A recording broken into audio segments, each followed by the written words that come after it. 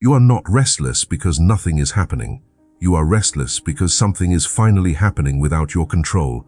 The universe goes silent before the breakthrough, and that silence does not always arrive gently. Sometimes it arrives while your hand is already reaching for your phone, before you even know what you want to check. Sometimes it shows up when you almost text someone you already survived losing. Sometimes it appears the moment you start inventing tasks, errands, plans, conversations, anything, just so you do not have to sit in the space that opened. I know that space can feel cruel. I know how quickly your mind starts treating quiet as punishment. You wake up and search for a sign, a message, a problem to solve, a reason to move. You reopen old doors and call it closure. You accept what you already refused and call it flexibility.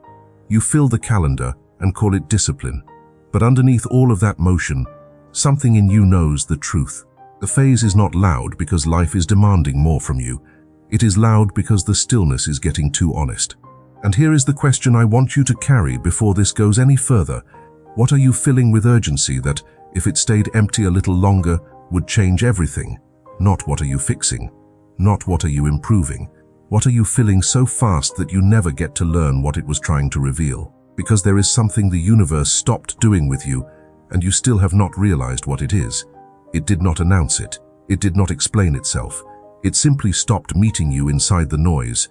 So stay with me here, because by the end of this, I want you to understand why the silence was never abandonment. It was the only signal strong enough not to beg for your attention. It was the one thing in your life that did not chase you, flatter you, distract you, or perform for you. And maybe that is why it scared you so deeply. Because when you confuse silence with absence, you start running from the very place where your next life is trying to speak. I know why you keep moving.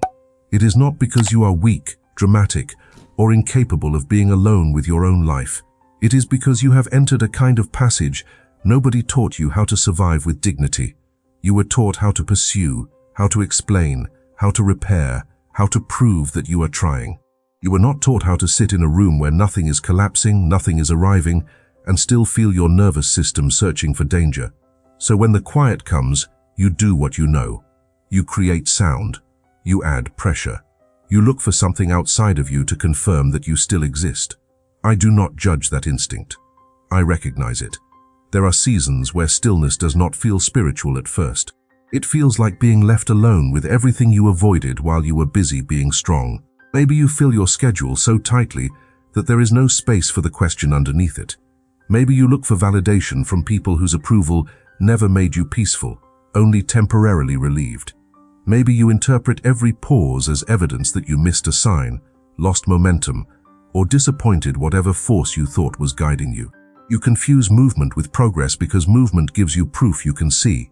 It gives you a receipt, a call made, a plan booked, a message sent, a decision announced before your body was ready to understand it.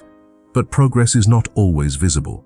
Sometimes the most important part of your becoming looks like nothing to everyone else, and that is the part that terrifies the version of you that learned to earn safety through action. When there is no immediate result to show, you start doubting the work that is happening beneath your awareness. You start demanding evidence from a process that is still forming language. I think about Mara, who had just ended a 5-year relationship and moved into a small apartment with one window facing a parking lot. For the first few weeks, she did everything right. She bought new sheets. She made coffee in silence. She stopped checking his page. Her life, for the first time in years, had space around it. Then the space became too clean, too open, too unfamiliar. One Friday night, after a calm day that should have felt like relief, she panicked. She answered a message from him she had ignored for 10 days.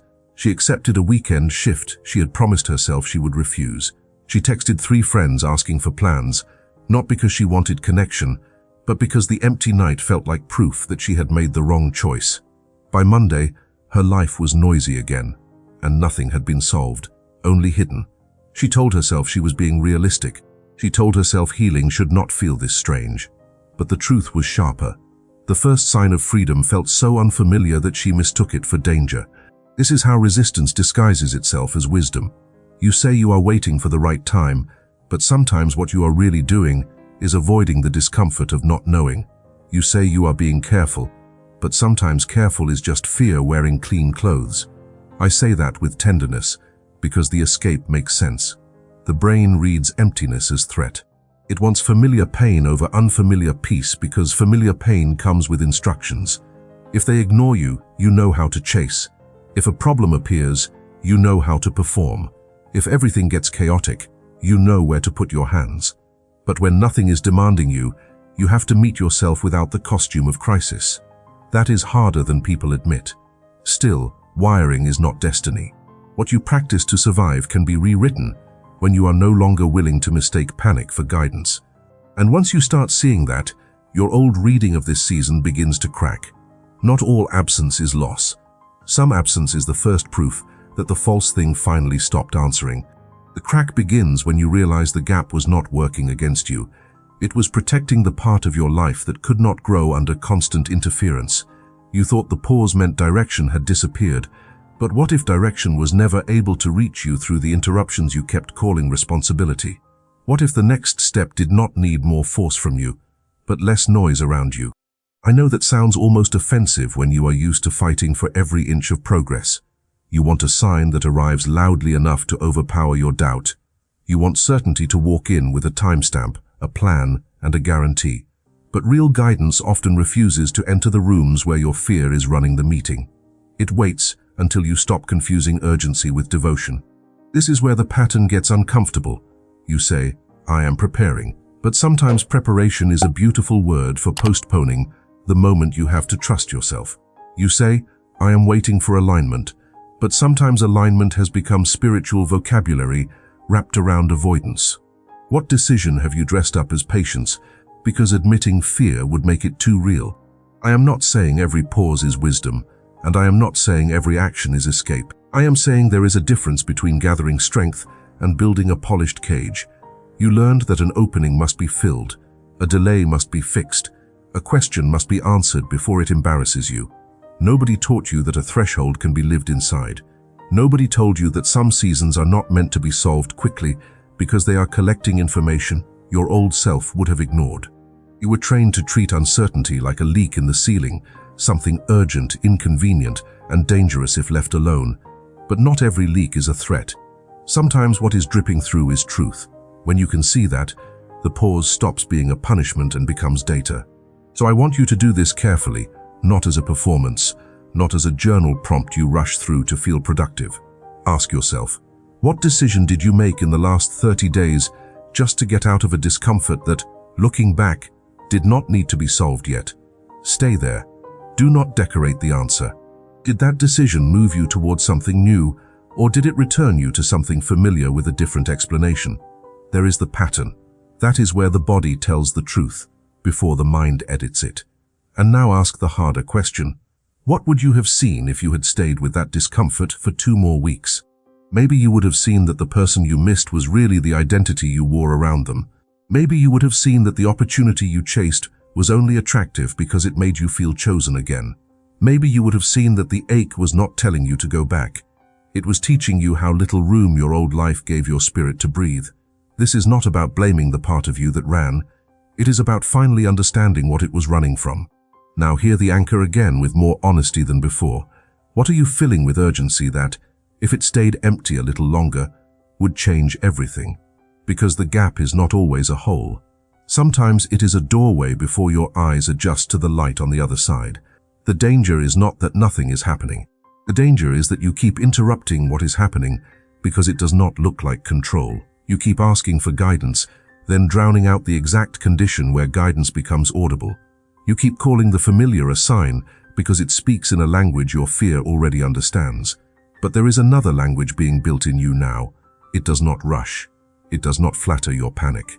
It does not reward every impulse just because the impulse feels intense.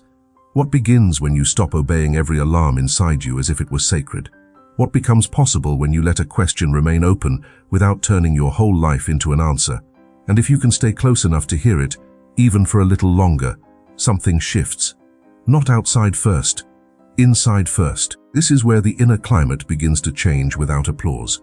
The part of you that once needed immediate proof begins to recognize a deeper instruction. And that recognition does not end the journey. It opens the next threshold, the one where you have to decide what kind of person you become when you no longer treat every empty place as an emergency. There is a softer moment after the inner storm, and I do not want to rush you past it. When you stop treating the silence like a problem to solve, the first thing that changes is not the situation. It is the way you stand inside the situation. You still may not have the answer. The message still may not come. The plan may still look unfinished. But your body begins to learn that unfinished does not mean unsafe. You stop reaching for proof every 2 days as if your path expires when nobody confirms it. You begin to notice that the quiet is not empty in the way you feared. It has texture. It has timing. It has information you could never read while you were sprinting through your own life. Nothing dramatic happens. That is the mercy. The nervous system that once needed constant evidence begins to practice receiving a softer kind of truth. The room is not attacking you. The space is not mocking you. You are not behind because you are listening. Waiting with fear and inhabiting with presence can look identical outside. Both may look like you are doing nothing. Both may look like restraint. Both may look like a closed laptop, an unanswered text, a night alone, a decision not yet made. But inside, they are not the same world. Waiting with fear keeps checking the door. Presence sits in the room and lets the room speak. Waiting with fear rehearses every possible loss before anything has happened. Presence says, I can stay here long enough to know what is true. Which one have you been calling patience? Which one has been draining you while pretending to protect you? The difference is subtle, but your life can turn on subtle things. One keeps you frozen while looking mature. The other keeps you available while looking still. One is built from distrust. The other is built from intimacy. And once you feel that distinction in your body, you stop praising every delay as wisdom and stop condemning every pause as failure. You begin to discern. This is what begins to shift. You leave one conversation unresolved and do not collapse into self-abandonment. You feel the urge to open your phone, and for a few breaths, you let the urge pass through without making it your master. You stop asking every card pull, every algorithm, every familiar person to tell you whether you are on the right path. You still want reassurance, but you are no longer willing to trade your inner authority for a temporary calm. A seed does not break the soil the moment it is placed underground. For weeks, it may look like nothing is happening, but beneath the surface, it is splitting, rooting, learning the direction of light before anything green appears. The silence between two notes is not the failure of music. It is what allows the music to be heard. Where have you been demanding visible growth because invisible formation made you feel forgotten? Where did you mistake the underground work for delay? The answer may not come with drama. It may come as the first evening you do not betray yourself just to feel less alone. So maybe the pause is not asking you to become passive. Maybe it is asking you to become precise. What if you are not being delayed, but being separated from the impulses that would have carried you back into the same pattern? What if the empty space is not a punishment, but a filter? The more you stay, the more you hear what does not belong. The need to impress gets quieter. The old invitation loses its shine. The familiar urgency stops sounding like truth, and then, slowly, something steadier rises. Not a shout, not a spectacle, a clean knowing. The kind that does not need to argue with your fear because it has already outlived it. This is the edge now. You are close enough to run back and close enough to cross. What you do with the silence from here will decide which life gets to answer. Because at the threshold, the old pattern will not leave politely. It will knock in a voice you recognize. It will call itself comfort. It will call itself timing. It will ask you to fill the space once more before the new life speaks. The old version of you was not wrong for panicking. It was trained to survive by filling every opening before the truth could enter. But now you are standing in a different kind of passage, and the old strategy has become too expensive. The void was not the mistake. The rush was. The emptiness was not proof that life had forgotten your name. It was proof that the false noise had finally run out of authority. You kept asking why nothing was moving, but maybe the better question was why you kept moving every time something sacred tried to stand still. I know where you are.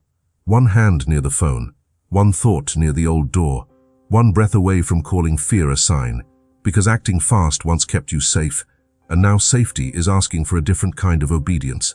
Do not go back just because the silence has weight. Do not accept the old invitation just because it knows your language. Do not rebuild the cage because the open air feels unfamiliar. This is the moment where the pattern tries to return. It will tell you that you are being practical. It will tell you that you are losing time. It will tell you that empty space is dangerous, and the fastest answer is always the safest one. But you know more now.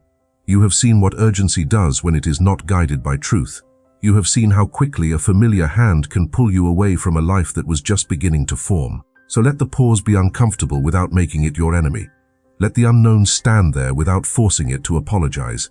This is where you become difficult for the old world to reach. Quietly, precisely, permanently. You stop performing readiness for people who only understand your growth when it benefits them. You stop treating every ache like a command. You stop asking the noise to bless what only stillness can reveal. Listen, stay, breathe. The breakthrough does not always arrive as a door flying open. Sometimes it arrives as the first moment you do not betray the silence. Sometimes it arrives as the night you leave the phone face down and let the unanswered space remain unanswered. Sometimes it arrives when nothing external changes, but something inside you refuses to be dragged back into the same lesson with a different costume. And now the seed opens. The universe did not disappear from you. It stopped competing with the noise you created, so you would not hear it. So before this ends, let the final screen carry what your spirit may need to see when the urge to fill the space returns. Do not confuse silence with abandonment. Some guidance only speaks when you stop interrupting it. If this reached the place in you that has been trying to stay brave without rushing, tell me, because I want to keep building this path with you. Follow me here, not because you need another voice to replace your own, but because sometimes we need a place that reminds us how to hear ourselves again. And when this video is over, do not run to prove you understood it. Do not turn the insight into another task. Sit with the opening. Let it breathe. Let it test you gently. Let it become the first place where you do not abandon yourself. What would your life begin to reveal if, this time, you did not fill the empty space before it finished speaking?